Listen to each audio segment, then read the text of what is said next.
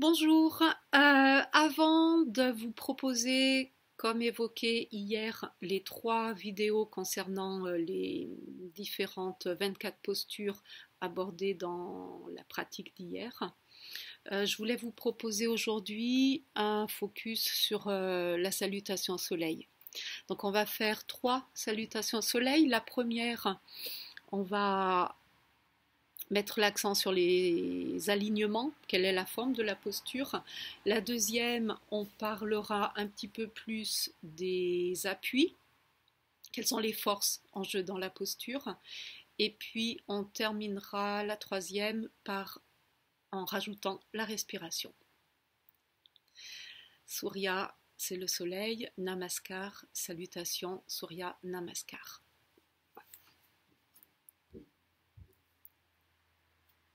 Surya Namaskar, salutation au soleil. Vous vous positionnez à l'avant de votre tapis. Vous laissez un espace entre 20 et 30 cm entre l'avant de votre tapis et vos pieds. Vous en aurez besoin tout à l'heure pour poser les mains à l'avant du tapis. Commencez par aligner les gros orteils sur la ligne médiane du tapis et collez-les entre eux, si possible, de la base du gros orteil jusqu'au bout du gros orteil. Élargissez la base des orteils, les coussinets des orteils et allongez, détendez, écartez les orteils. Espacez les chevilles de manière à avoir les côtés extérieurs de vos pieds parallèles entre eux et donc parallèles à la longueur du tapis.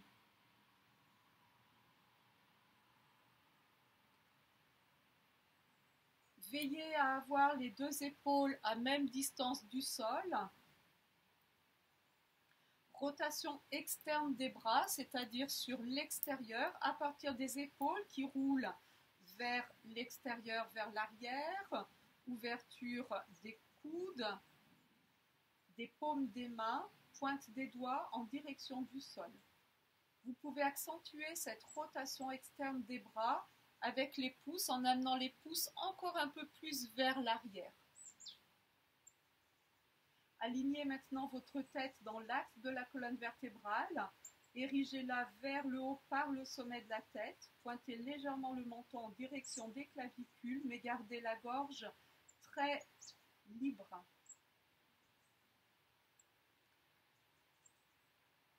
Surya Namaskar. Main jointe devant le cœur. Vous alignez les lignes de vos mains, main droite, main gauche, en face les unes des autres. Puis vous plaquez les mains jusqu'au poignet et vous plaquez les pouces contre le sternum. Les bras viennent se coller au corps. Le reste de la posture n'a pas bougé. Ça, c'est la première posture. Il y en a 12 dans la salutation au soleil. Pour la deuxième, on va ramener, je vous montre un peu plus en détail, on va ramener les mains, on va décoller les doigts, garder juste la pointe des pouces et la pointe des index collés entre eux et ça forme, vous voyez, un joli triangle. Les bras sont tendus, les mains sont à plat dans l'axe des bras. Donc on était ici avec les mains en namaskar. Et on va former le triangle avec les index et les pouces, tendre les bras et lever bras tendus ce triangle au-dessus de la tête. On va veiller à ne pas cambrer le bas du dos en faisant sortir le nombril, mais au contraire on ramène le nombril vers la colonne et on enroule le coccyx vers le bas et vers l'avant pour décambrer le bas du dos. Les épaules restent loin des oreilles, elles s'éloignent parce qu'en montant, on a eu tendance à les ramener ici contre les oreilles. Donc on les baisse, on les éloigne des oreilles, on ouvre les aisselles vers le ciel, les bras sont tendus et le regard est dans le triangle. Alors le mouvement complet, c'est avec les mains au-dessus de la tête.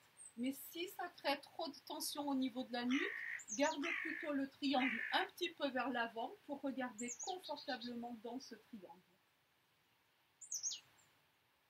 La troisième posture de cette salutation au soleil va se faire, on de deux manières. Soit vous voulez ménager votre dos, vous avez un problème de dos ou peut-être pas encore assez de gainage, et vous allez choisir de descendre d'une manière plus simple pour le dos. D'abord les bras tendus, puis vous déroulerez le dos pour aller poser les pointes de vos doigts, les 10 doigts en contact avec le tapis, sur la pointe des doigts, vraiment la pointe, c'est-à-dire vous ne cassez pas la première phalange, vos doigts, les articulations ne doivent jamais blanchir. Et puis ensuite, on va voir comment on va dans la pince. Mais on peut aussi descendre d'une manière un peu plus avancée pour gainer le ventre, et on va juste opérer une flexion du bassin. Vous voyez, c'est le bassin qui fléchit. On est en haut avec le triangle avec les mains, et donc on va garder les bras dans l'axe du dos, fléchir le bassin, aller chercher loin vers l'avant, puis venir poser les pointes des doigts alignées avec les orteils. Ici, on laisse tomber la tête, la nuque. Le coccyx ne doit pas partir trop à l'arrière comme ceci, mais il doit venir à l'aplomb des chevilles.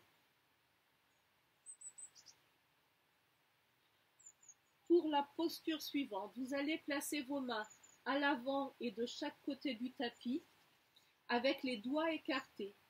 Les pouces regardent la ligne médiane. Les index et majeurs regardent l'avant du tapis. Toute la peau des mains est en contact avec le tapis, sauf le creux de la paume. Et grâce à ce contact, on va avoir les bras tendus. On verra tout à l'heure pour ce qui est plus des appuis. Mais on va amener les orteils du pied droit loin, le plus loin possible à l'arrière du tapis. On crochette les orteils, on élargit la base des orteils, on pose le genou arrière, donc le genou droit au sol. Et là, il est possible que votre pied soit ici. Si c'est le cas, avec les orteils, vous avancez, vous marchez avec les orteils pour venir placer votre cheville sous votre genou. Le genou est à l'aplomb de la cheville. Le bon alignement du genou, c'est également qu'il ne parte pas comme ça sur l'extérieur, mais qu'il soit bien dans l'axe du pied et de la hanche. On a une ligne droite qui irait de la pointe de la hanche jusqu'au milieu de la rotule et au deuxième orteil après le gros orteil.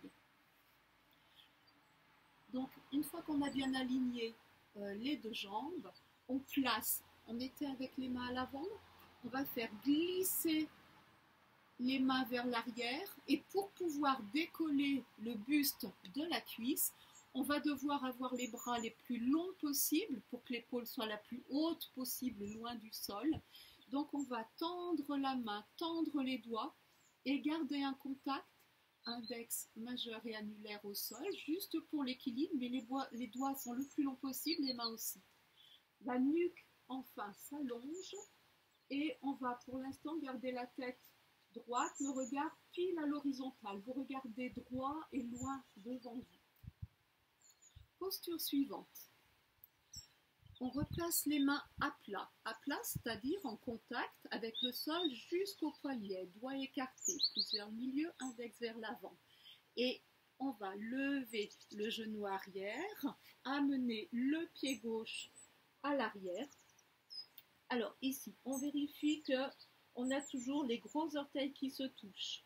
Si possible, de la base de l'orteil jusqu'au bout de l'orteil. On élargit la base des orteils, les coussinets, on écarte les orteils et on les détend. On a les talons levés, les jambes fléchies.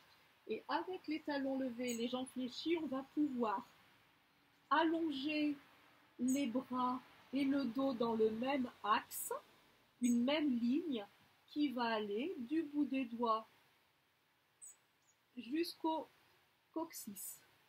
Au passage, on opère une rotation externe des épaules et c'est seulement quand on va sentir que le dos et les bras sont bien alignés, c'est-à-dire qu'on n'est pas comme une sorte de planche, mais bien le coccyx vers le haut et vers l'arrière, seulement à ce moment-là, éventuellement, on tend les jambes et on place les talons au sol mais c'est vraiment pas le plus important.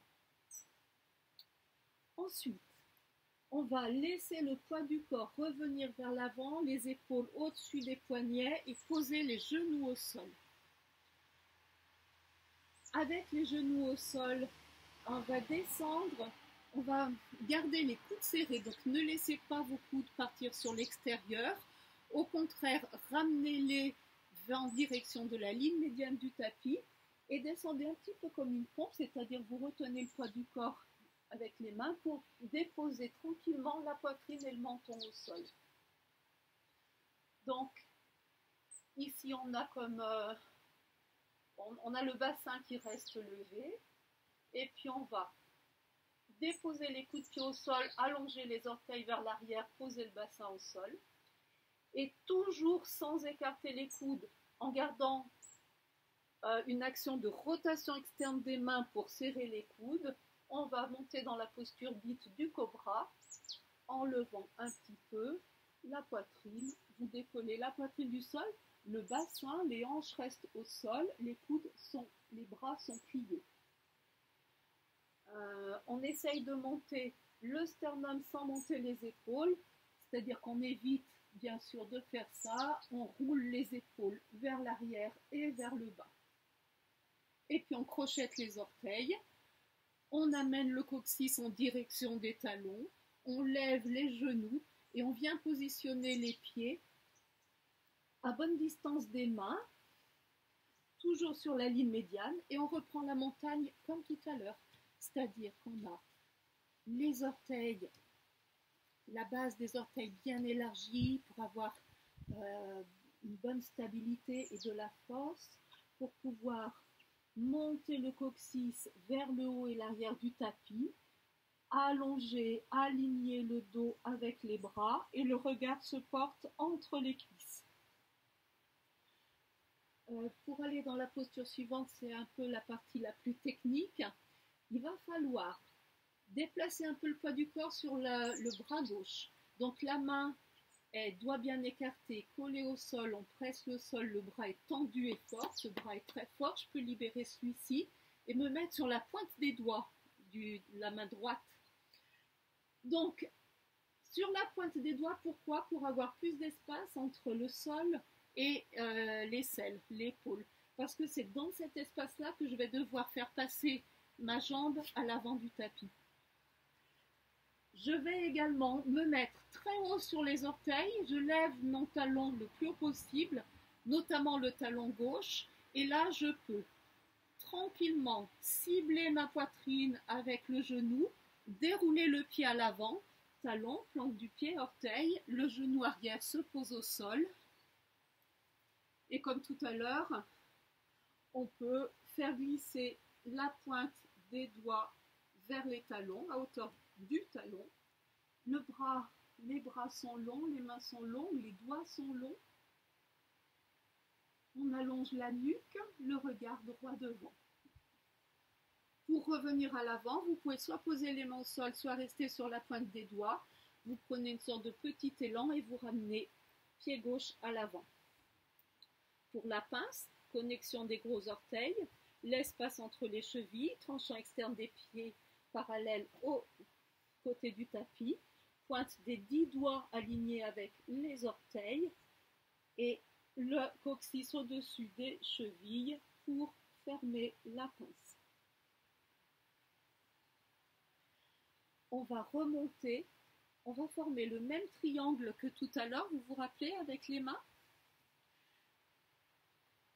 On va tendre, alors deux manières de remonter, on est descendu dans la pince avec de deux manières différentes, on peut remonter de deux manières différentes. La plus simple, ça va être de dérouler d'abord le dos et une fois que le buste est droit, de monter ensuite le triangle au-dessus de la tête. Mais si vous pouvez, vous allez tendre les bras dans l'axe du dos et vous allez remonter ce bloc bras et dos en un seul mouvement pour regarder dans le triangle. On rebaisse les épaules, on rentre le ventre, on fait rouler le coccyx vers l'avant et le bas et on redescend bras tendus. Les bras restent tendus vers l'avant et vers le bas, et ensuite remontent devant le cœur. Les mains sont bien alignées sur cette ligne médiane du corps. On a fini une salutation au soleil, et entre chaque salutation au soleil, pour revenir dans la position de départ Samastiti, on va faire un petit vinyasa, un enchaînement de 2 postures qui va être la tête droite, le regard à l'horizontale, les mains se lèvent, bras tendus, mains jointes au-dessus de la tête, puis les bras partent, dessinent un joli cercle de chaque côté du corps, les bras sont dans l'axe du corps, les mains dans l'axe des bras, pour revenir dans Samastiti. Eh bien, il ne fait pas chaud, on va faire la deuxième salutation au soleil avec le focus sur les appuis.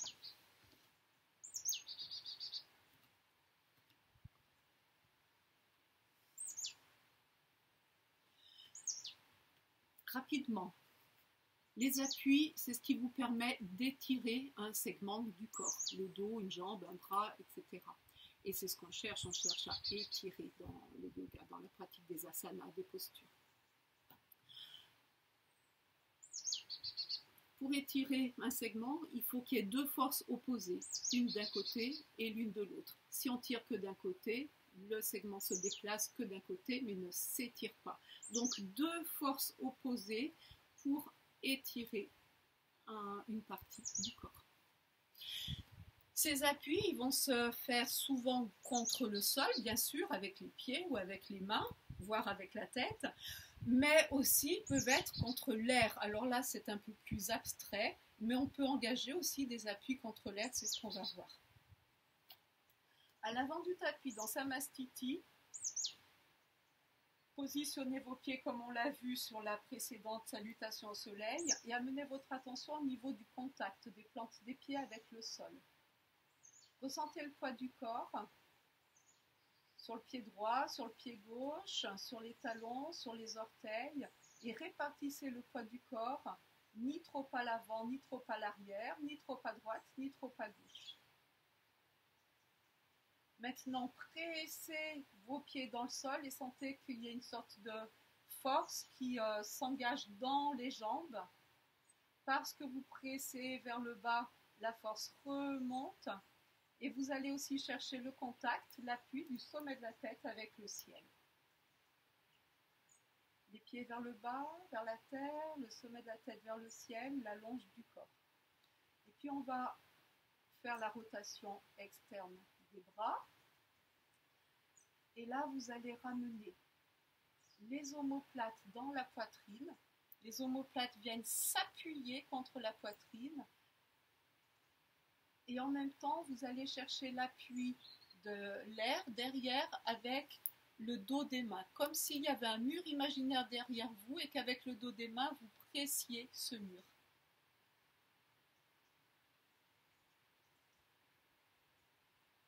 Et on commence la salutation au soleil, d'abord les mains jointes. Donc là encore, il y a une pression, un appui des mains l'une contre l'autre. Vous exercez la juste pression, le juste effort, ni trop peu. Et vous sentez qu'en pressant les mains l'une contre l'autre, vous harmonisez l'énergie entre le côté droit et le côté gauche du corps. Souvent on est plus présent, on ressent plus de force ou plus de faiblesse d'un côté ou de l'autre. Donc ça permet d'harmoniser les 2 côtés, les 2 forces, les 2 énergies, féminines, masculines. Le soleil, la lune. Et puis on descend le triangle vers le bas, on monte le triangle vers le haut. On descend les épaules, on décambre le bas du dos, on colle le nombril à la poitrine, à la colonne vertébrale. Et on veille à ne pas faire exploser les basses côtes vers l'avant. On les laisse très apaisées, très douces. La colonne vertébrale s'étire, les épaules vont vers le bas. Et on garde l'appui des pieds fort dans le sol. On va chercher avec la pointe des doigts à relier, à toucher le ciel. pour descendre dans la prochaine posture, vous allez comprendre comme c'est important d'avoir des bons appuis. Si vous avez les jambes un petit peu molles, enfin il n'y a pas beaucoup de présence dans les jambes, vous allez avoir beaucoup de tension, de stress, d'effort, d'engagement au niveau du dos. Et on veut que le dos soit léger. Donc on va mettre la force dans les jambes. Pour que la force soit dans les jambes, il faut que les pieds pressent le sol, que vous ayez un bon contact. Donc on a le triangle au-dessus de la tête. Vous avez bien sûr toujours le regard dans l'axe du tapis, de la ligne médiane du tapis. Et vous allez, pour avoir un meilleur appui avec les pieds, opérer une micro-flexion des jambes.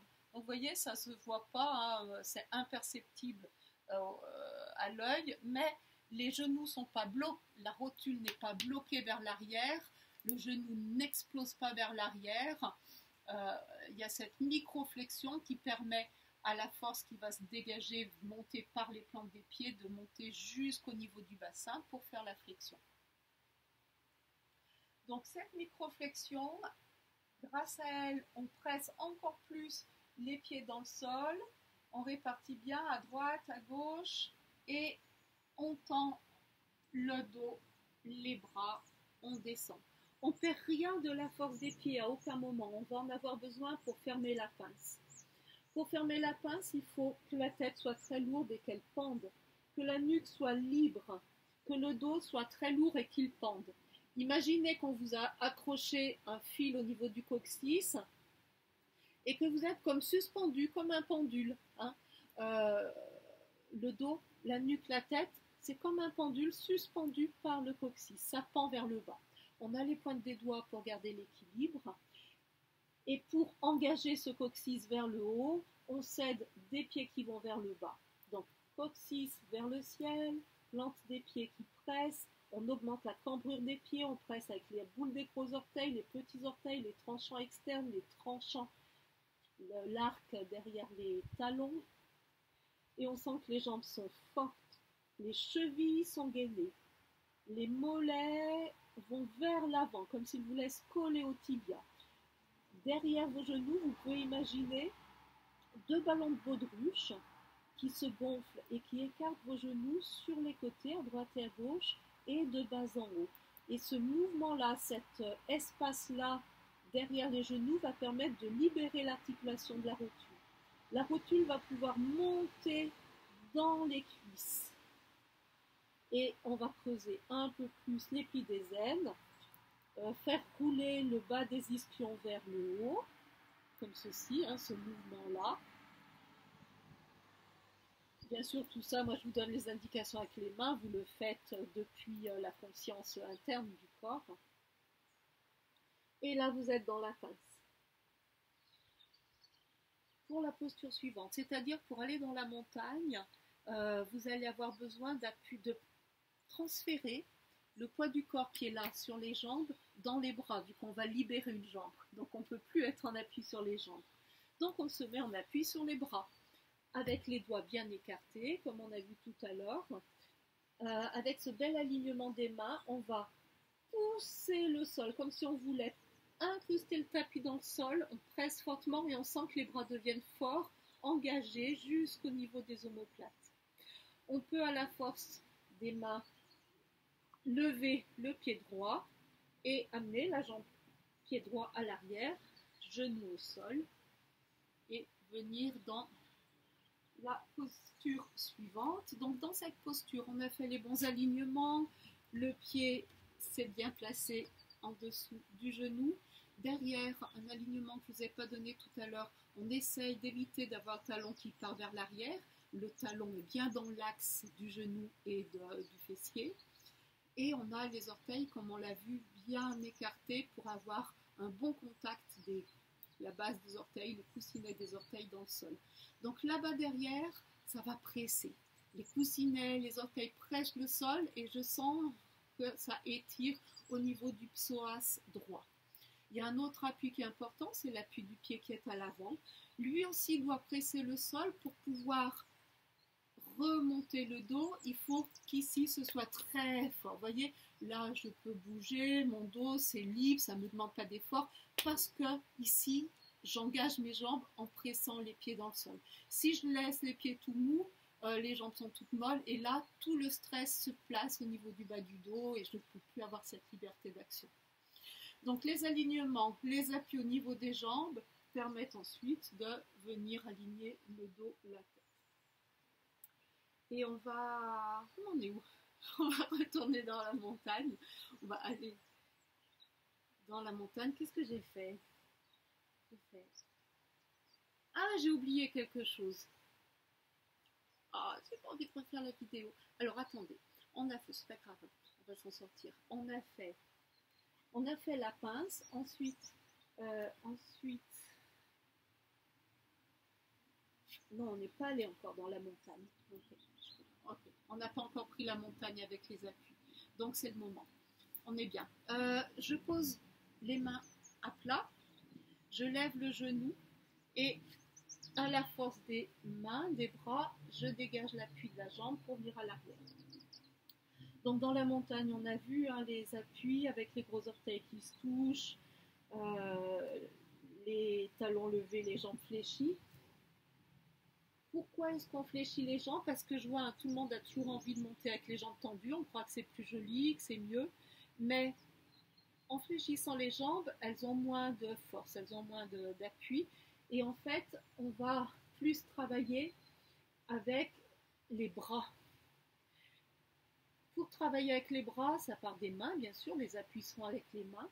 Donc il va falloir, avec ce que je vais appeler la boule des pouces, la partie charnue du pouce et le talon des mains, le bas de la main, avec cette partie-là, on va non seulement presser vers le bas pour engager les bras, mais également faire comme si on voulait pousser vers l'avant. Donc mes mains vont pas glisser comme elles font là, elles vont rester collées, mais je vais faire comme si je voulais pousser vers l'avant et donc ce que ça va donner, c'est que ça va pousser le corps vers l'arrière.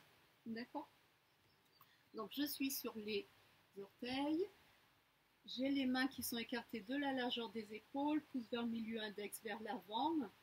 Et là, je fais ce mouvement avec les mains, avec la boule des pouces, le talon des mains, l'index et le majeur particulièrement sont très forts, vraiment collés au sol, ils pressent aussi. Si je passe et que je fais ça, je ne dois pas pouvoir lever votre doigt. Donc, à la force des mains, j'engage mes bras, je les étire, j'étire mes aisselles, je roule les épaules sur l'extérieur et je saisis mentalement mon coccyx pour l'amener vers l'arrière. Si on est trop lax, on va éviter de faire ça, de creuser le bas du dos. On doit imaginer comme si on avait une planche ou derrière le corps et que ça doit être bien droit. Tout le dos doit rester collé à la planche. Si vous avez la souplesse nécessaire pour ensuite poser les pieds au sol, vous le faites. Et si vous avez les pieds au sol, vous répartissez le poids du corps autant sur les mains que sur les pieds. Ensuite, il n'y a pas de difficulté majeure pour poser les genoux au sol, mais on va juste veiller à ramener le regard vers l'avant et les épaules vers l'avant pour que les genoux se posent vraiment sous les hanches. Et pour descendre dans la répression, on va faire attention de ne pas écarter les coudes. Dès qu'on écarte les coudes, on se fait mal ici, là, sur le côté du poignet, et on n'a pas de force. Des bras qui sont comme ça sur les côtés, en termes d'appui, ça ne marche pas. Pour qu'il y ait un bon appui, il faut que ce soit aligné avec la main. Donc, pas de coude sur les côtés, au contraire, on fait comme si on voulait, donc ce que j'appelle la rotation externe des mains, c'est comme si on voulait tourner les mains sur l'extérieur, sauf que, comme tout à l'heure, elles ne tournent pas, elles restent collées au sol, mais comme j'ai l'intention de la tourner, que ça reste collé, et bien du coup, ça entraîne les coudes qui vont vers le milieu. Donc, j'ai les genoux sous le bassin, j'ai les orteils toujours crochetés, je fais la rotation externe des mains pour serrer les coudes et j'accompagne le mouvement pour descendre tranquillement la poitrine, le menton au sol, le bassin est resté levé. Donc là, j'ai plusieurs appuis, les orteils, le cœur, les mains, le menton. Et puis on va glisser les genoux vers l'arrière pour poser le pubis au sol, poser les coups de pied, allonger les orteils vers l'arrière. On essaye de ne pas laisser les talons qui s'écartent de trop, mais de garder toujours quelque chose de bien aligné, talons, rotule, fessiers. On va glisser les mains vers l'arrière jusqu'à avoir les mains à hauteur de la poitrine, c'est-à-dire pas sous les épaules, mais vraiment vers la poitrine, et serrer les coudes en direction de la colonne vertébrale. Pour monter dans le cobra, on ne va pas trop pousser avec les mains, on ne va pas trop contracter les fessiers, on va monter à la force du dos.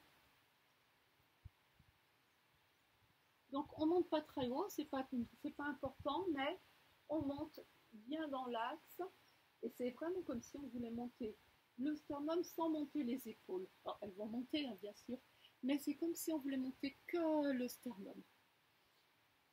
Et puis, on recrochette les épaules, on serre les coudes, rotation externe des mains, l'appui des mains, on est sur les genoux, coccyx vers l'arrière, on lève les genoux, les mains poussent vers l'avant et vers le bas, les bras se tendent, on se repositionne bien au niveau des pieds, on lève les talons, on étire le dos, on relâche la tête, on regarde entre les jambes. Alors, qu'est-ce qui se passe en termes d'appui pour ramener la jambe droite à l'avant? Il faut que le poids du corps parte sur le bras gauche, qu'on soit sur la pointe des doigts, qu'on soit très haut, et on ramène le pied droit à l'avant. C'est comme tout à l'heure, hein, sauf qu'on est maintenant avec la jambe gauche à l'arrière. Les orteils pressent dans le sol, le pied droit qu'on a pris soin de bien placer presse dans le sol. Grâce à ces deux appuis, je libère le buste. Un petit soutien, un petit équilibre avec la pointe des doigts, majeur, index, annulaire. Et pour revenir, je vais appuyer très fortement. Là, c'est vraiment un appui dans le pied qui est à l'avant pour amener le pied arrière. La pince, les pieds pressent dans le sol, le coccyx monte en direction du ciel, le dos, la tête sont détendus. Pour remonter, flexion.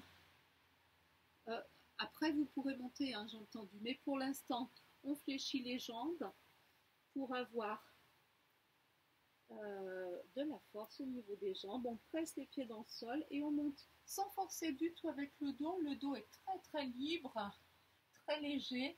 Tout se passe au niveau des jambes. Pareil pour revenir, les mains jointes.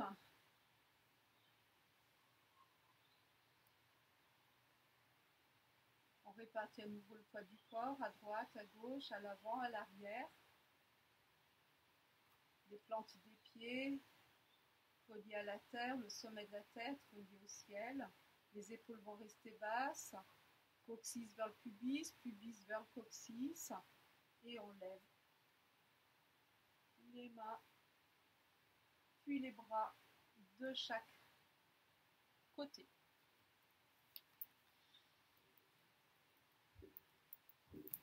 Troisième et dernier aspect de la salutation au soleil, ça va être la respiration. Quand vous aurez bien acquis les alignements, les appuis, vous aurez l'énergie qui va se libérer, ça va vous demander moins d'efforts, moins d'énergie, et vous pourrez vous concentrer du coup plus sur la respiration et l'allonger. On essaye d'allonger la respiration afin d'avoir une inspire avec un mouvement, une expire avec un mouvement, une inspire, un mouvement, une expire, un mouvement. Ça donne quelque chose de fluide qui s'appelle le vinyasa. Mais avant ça, peut-être que vous allez avoir besoin, votre respiration va pas être assez ample et vous allez avoir besoin d'une ou deux ou trois respirations pour aller dans une posture, puis pour prendre d'autres. C'est pas grave, c'est pas un problème. Ce que vous allez essayer, c'est de respecter un principe de base qui va être l'inspiration pour accompagner un mouvement vers le haut et vers l'arrière, l'expiration pour accompagner les mouvements vers l'avant et vers le bas. Donc vous respectez ce principe-là pour initier le mouvement dans la posture, et si c'est suivi d'autres respirations, c'est pas grave. Ça va être plus clair en pratiquant. Samastiti. C'est une inspiration qui amène les mains jointes devant le cœur.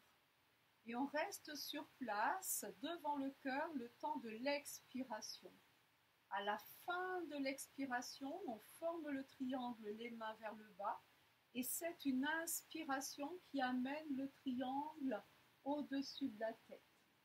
C'est l'expiration qui fait pencher dans la pince. Et c'est l'inspiration qui amène la jambe droite à l'arrière, qui allonge le dos, la nuque et le regard.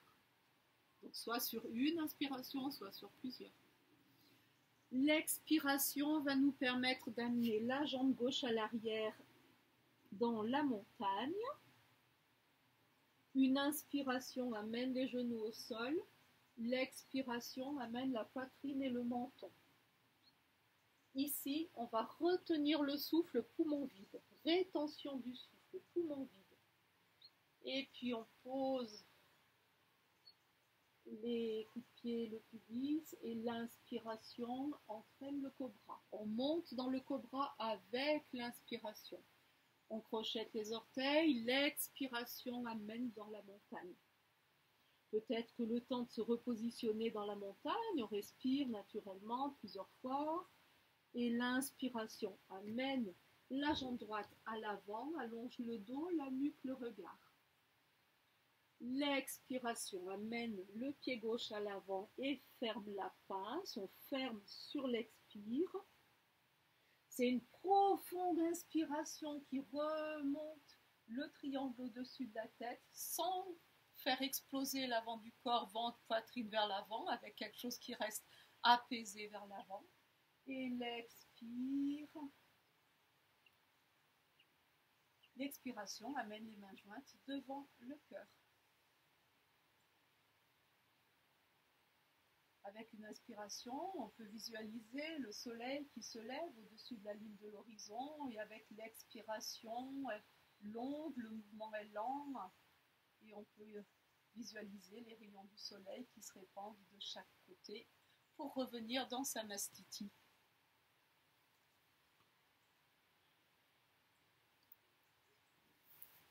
Bon, eh bien écoutez, je ne pensais pas faire une vidéo si longue, rien que sur la salutation au soleil, et on l'a pas vraiment pratiqué encore dans sa fluidité, mais c'est pas grave, c'est bien pour aujourd'hui. Je vous laisse sur toutes ces indications assez précises sur la salutation au soleil, et ensuite il ne vous reste plus qu'à vous faire plaisir en pratiquant quotidiennement 3, 5, 7, 12, 108, autant de salutations que vous voulez. Peut-être que je ferai une autre vidéo plus tard sur des manières plus avancées de faire ces salutations au soleil avec les mantras et d'autres manières de respirer. Bonne journée!